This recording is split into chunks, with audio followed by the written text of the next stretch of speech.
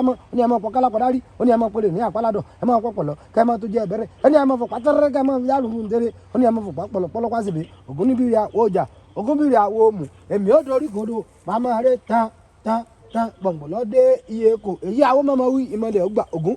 Every prayer that each of every one of us pray today for our family, Ogun, please let it come true for us. Let it go to the house of Hashem for us. Ogun keda mo kevie benu. Ogun kevie ekun. Adegbeju ilawole alarinda ogun adamupo lawo adamupo adamuje lawo adamuje wa fo kan leriwo inu mole won dawo jo won ro bi nse ewe oko la ko iko bi waye ogun igbagbo lamu ko bi lona ogun ni ko bi mo ba sika ani ko bi mo ba doro isi arobi obi jere isi arobi obi ogun. We send the message through this kola nut to you, Ogun, for all of us. Me, ifàsęsáń.